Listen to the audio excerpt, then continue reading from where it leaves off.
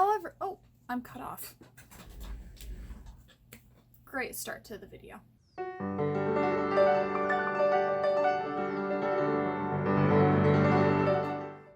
Hello everybody, my name's Erica and welcome to my channel, Ginger Books. So today I'm bringing you something that I've told you I've hated in the past, which is TBRs and wrap-ups. However, I decided, you know what, why don't I just combine the two and it'll make a great ending and intro to the month of reading. So let's get started, I guess. We're gonna wrap up April. I read 13 books in April, which is a lot more than I have ever read in a month in a very, very long time. The reason why I read 13 books in April was because of the Owls Readathon and also my fun-filled adventure of taking Books and Lala's challenge of reading childhood favorites under my wing that she started last fall. And this is blinding, so I'm going to shut that for a minute. So I did the Owls Readathon and Books and Lala's challenge of reading childhood favorites. So let's start with the first challenge that I technically started, which was the Owls Readathon, which is hosted by G from Book Roast and is themed after the Owls examinations you take at the end of your 5th year at Hogwarts. This is the 3rd year and it's so beautiful. G from Book Roast has such a attention to detail. Absolutely love the challenge. Now for this wrap up, I'm not going to go into a huge discussion of the books, no synopsis, anything. I'm just going to show you guys what I read and my rating of it and maybe a couple of words that sums up my reading experience for it. So let's get started with the first book that I read for the challenge, which was Somewhere Only We Know by Maureen Goo. I gave this book a 4 out of 5. I loved the story and it completed my arithmancy, which was to read a book out of a genre you normally don't gravitate towards or read. It was contemporary, and this is a contemporary story set in Korean with a K-pop artist and a writer who is pretty much writing for tabloid magazines and newspapers. So I gave this 4 out of 5 because some of the editing in this book wasn't the greatest. There were some misspellings. That's, to be honest, the only things that I would rate it 4 out of 5. But I love the story. It was a great story. The story was 5 out of 5. I thought it was very cute and very good intro into the vlog, and I did love Maureen Goo's writing style.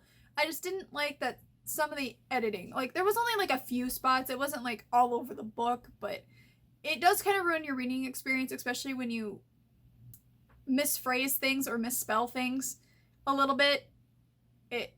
Sometimes there was a couple of times I had to reread it. Some areas because I was trying to understand what she was trying to say, which is, it happens. It happens. But I still enjoyed the story, so I still give it a 4 out of 5. The next book I started, but didn't finish until the end of the month, and you would have saw. And this was for Deviation, which was to number your TBR, put it into a number generator, and pick, and that's pretty much how you fit. You let the fates decide. However, I have so many books in my TBR, I only did 10. Excuse me, the randomizer 3 different times. And A Curse So Dark and Lonely by Bridget Kemmerer, sorry if I've mispronounced your name, came out, and I gave this also 4 out of 5. I love the story. It's a wonderful Beauty and the Beast retelling, probably one of my favorites so far of Beauty and Beast retelling because I love Beauty and the Beast. However, it was very boring up until about halfway through the book. Then it kind of changed. I understand, I think the technique Bridget was trying to do, but it just didn't feel very well accomplished. It just left me very bored at the beginning. But obviously it picked up, loved it, kind of understand why, so that's why I'm giving it a 4 out of 5, but I cannot give it a 5 out of 5 because the beginning was just so boring. Now, I kind of moved away from the Owls Readathon, I don't know why, and decided to do the challenge from Books and Lala that she started. I'm not 100% sure if she was the creator of it. She might have been. I'm not 100% sure. But last fall she started her read-through of her childhood favorites just to help spark more of her love for reading again. Because I think she was in a kind of stagnant point. I don't remember. I'll have to rewatch. But I decided I wanted to do it. She started from middle school on back. I'm starting from 2nd grade on up that I remember ever reading. So what we read was the first 6 books of the Ramona Quimby series. So that would be Beezus and Ramona, Ramona the Pest, Ramona and her father, Ramona and her mother, Ramona the Brave, sorry, this was the third book, and Ramona Quimby, age 8. I do apologize again for not completing it. Some things happened that weekend that I wasn't able to complete it. So we're going to complete it this month because we're going to continue this on for a couple of months. So the Ramona Quimby series, I give it a 5 out of 5. It has such nostalgia and memories for me, and such a relatable books for little kids out there. Great first through third grade reads. Highly recommend it. After that, I came back and realized I've only completed like maybe 1.5 of my prompts, so I ended up picking mangas just to get it done, because I wanted to complete the Owls Readathon, and I'm so sorry if you can hear my stomach grumbling. So I picked 3 mangas for that. 2 of them fulfilled my Charms read through, and I believe my astronomy, which the astronomy was to read pretty much a book in the dark, or when it was dark out, and Charms was a book with a light on the cover. So I did volume 2 and volumes 3 of Sailor Moon. So I read this for Charms and I read this for astronomy. I give this a 5 out of 5. Holds so much memories for me, and I love the storyline. It's such a cheesy like romance plot, but it has so much more than that. It has life lessons and it teaches you and everything. So I obviously have to give my favorite series of all time a 5 out of 5. Still is a 5 out of 5 to me. Now the next one I did was for Transfigurations, which was pretty much anything with like shapeshifting in it. I picked another manga just to kind of get it out of the way, and that is Inuyasha Volume 1, which is set all up in the 90s and also the feudal era Japan. Love this, 5 out of 5. It's my second favorite anime series of all time. So Sailor Moon, Inuyasha, I don't remember the third. Maybe we could do a tier list of my favorite anime / manga series. I've read a lot. Idea for a video. Now the last book I actually listened to on audio. Actually, I've read 2 on audio. I forgot my second one because I've already put it back. Then actually the next one was, and to see if I can figure out how to put a picture in here, is The Heart of Darkness. I read or listened to on Libby audio, and that was for Ancient Ruin, which had to either have a heart in the title or heart in the cover. So I did Heart of Darkness. I've been meaning to listen to it again. I have read it, not very well, and I'm going to say it's a 5 out of 5 because I did really enjoy it. I kind of open your eyes to the time period and how people viewed, even in the early 1900s, of different cultures, ethnicities, and just the color, somebody who's different from the color of your skin. It was an eye-opener, even though it was a little disturbing with the language and everything, but if you understand the time period, you would understand why they were using the language they did. So obviously a 5 out of 5. It was a great teaching tool. That's why a lot of schools, even if it's on the ban list, do read it, because you can understand a lot of culture and meanings and yada yada yada. Now the last book I also listened to on Libby and checked it out from my local library is Beautiful Darkness by Cami Gracia and Margaret Stoll. I'm sorry if I mispronounced names there. And this is a continuation from Beautiful Creatures, which I read a couple of years ago, and I love the movie.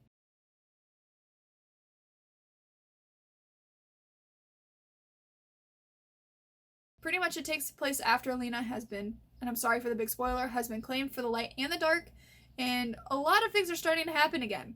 And it now revolves around her 17th birthday for kind of like almost another claiming. So it's very exciting, very action-packed, and I have bought the other 2 books to this series because I think I might continue it. I don't know if this month, but definitely will consider recontinue it since I love these first 2 books. The other book that I also completed this month is nothing to do with this one, which is Books and Lala's Literally Dead Book Club, which I believe it was March's pick of the month. And that is Platform 7 by Louise Doughty. And 5 out of 5, hands down, love this book. It pretty much goes from a viewpoint of a ghost who was pretty much murdered and had unfinished business. But you need to read it because it's pretty much from her viewpoint and trying to find peace. And it's oh my god.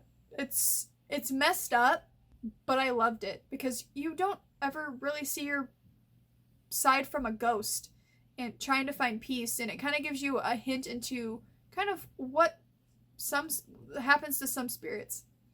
And I absolutely loved it. The supernatural nerd in me loved it so much. So definitely recommend it, a 5 out of 5. Now let's move on to May's TBR plans. So obviously the first one that I kind of want to introduce for May's TBR plans is Trinity, a graphic novel of the first atomic bomb by Jonathan Feder Vorm. So this is for, obviously, the Back to the Past book club that I usually do, that I've been reading, or book club, I guess, that only has one member, which is me. And so this is over pretty much the first atomic bomb, and kind of wanted to give myself a break because Macbeth is, well, it's been a while since I've read I've read Shakespearean English. Wow. So we're going to give ourselves a break and read a graphic novel, and this is a great teaching tool that I recommend anybody who wants to learn about the culture of the first atomic bomb, either the scientific and the political side or the cultural side where people literally watch these go off and didn't realize why their children were born with birth defects, why they were getting sick, or why some people died from it. It's really interesting to see, and I will be reading this and reviewing this in the month of June. My other reading plans are, obviously, for the Asian Readathon. This is hosted by Read with Cindy, and she has a video that I'll link down below, and it has everything you'll need to know in the description box, and also she'll discuss everything that you need to know. So the Asian Readathon only has 5 prompts, with the 5th one being optional. So the first one is read any book by an Asian author. Second one, read a book featuring an Asian character written by an Asian author who can relate to. So example would be, and these are very chill, they can be pretty much anything you kind of make them out to be. The only stipulation is that if you wanted to do each individual, or if you want to do 2 for these or just 1, you have to read, if you read, let's say, a Japanese author, you have to read a different Asian author. So like, let's say you can do Filipino, Chinese, Indonesian, yeah, you get it. So for the second one, the example would be if you're an immigrant, you can read about an immigrant character. If you're a woman, you can read a book about another woman, etc. The third one is to read a book featuring an Asian character written by an Asian author who is different from you. So if you're straight, you can read about a queer character. If you're Japanese, you can read a book by a Vietnamese author, etc. The fourth one, read a book recommended by an Asian. Example, watch an Asian booktuber's recommendation video, find books recommended by an Asian blogger, ask your Asian friends what book best represents them, have an Asian friend choose between 2 books on your TBR, etc. Or you can pick from the long list of book recommendations that she also had people submit to her. Now the 5th one is optional, which is read Little Fires Everywhere by Celeste NG and participate in the hashtag Little Fires read along and hashtag Little Fires watch along. More information below. And this is on a document that I was just reading over here. And I don't think I'm going to do the 5th one because I'm not really interested in Little Fires Everywhere. I tried reading a little bit of it. It just wasn't to my liking, so I DNF'd it a little early. But I have 2 books. The third prompt I'm going to have to find a different book for because I realized none of these books really fit. So we'll have to figure that out. But for the first 2, I'm going to read Sailor Moon Volume 4 by Nakaho Tokahuchi, and again, I'm sorry if I mispronounce it. So this pretty much covers the first 2, which is read any book by an Asian author, so obviously she's Japanese author, manga. Read a book featuring an Asian character written by an Asian author who you can relate to. Most of these characters, besides a couple of characters, are women. So, and some of the evil villains are men too. And one of them that I relate to a lot is mostly the Sailor Moon Scouts, or the Inner Senshi, and actually the 2 ones that I most relate to are Jupiter and Mars. I love Usagi, I love Sailor Moon, but those are the 2 I mostly relate to. Because I'm a very sarcastic butt, but also very strong and love food. Anyways, for the 4th one, which is a read a book recommended by an Asian.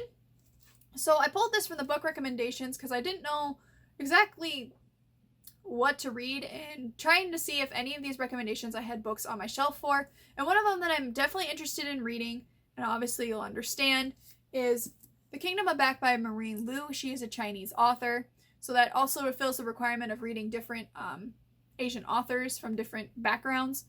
So The Kingdom of Back is pretty much about this girl who is the sister to none other than Mozart, and how she's trying to fill out her dreams of also being a composer and a musician, while her father says that's not practical for her in this time period. Yeah, definitely up my alley. It could also fill the second prompt, which is a character that relates to me, which is a woman who is pretty much a musician. Obviously not the same struggles, but hey, we'll figure out the third one as we go. Currently, I am doing the reading vlog early, so for this, filming it early, and it will be released later in the month. My other plans also is to release the children's vlog at the end of the month, continuing on with the read through, which will finish up the Ramona Quimby series. There's only 2 books left, and we'll start my 3rd and 4th grade years, which will be split into 2 parts, because this is a huge series, and it's the one that I remember the most reading all the time. You'd catch this book in my desk or in my hand when we were reading, and that is Laura Ingalls Wilder's Little House on the Prairie series, and I have the complete series. So the first 3, which is Little House in the Big Woods, Little House on the Prairie, and Farmer Boy, I read in 3rd grade. I did not read the rest until 4th grade, and it was really late 4th grade into 5th grade, kind of, but mostly 4th grade I read these books. So, because I did On the Banks of Plum Creek, a project in 4th grade, which we had to do. So, pretty much these are all autobiography, but some of it is a little bit dramatized and a little bit more fictional. Some of the things that she says, and Laura Ingalls Wilder in some interviews has said that some of them she did kind of draw out a little bit. But most of these are historical accurate to the time periods of the places and things that she did in her life. So we are going to read at least 3 books of this month, and then the rest in June. So I'm very excited for all of these reading plans. We are obviously going to continue on Libby listening to the Shadowhunter Chronicles series, which the next one is Tales from the Shadowhunter Academy. I need to get cracking on that because I think my loans are due. My loan is due soon. So without further ado, thank you so much for watching. If you liked what you saw and would like to stick around for more, please hit that subscribe button and that bell notifications. I do post Tuesdays with this fun bookish content like this, what you saw. More exciting, because sometimes raps and TBRs are boring. And on Fridays with my fun Sims bookish content and playthrough, which check out this last video of the Stalking Jack the Ripper series coming at you this week. So without further ado, again, thank you so much for watching.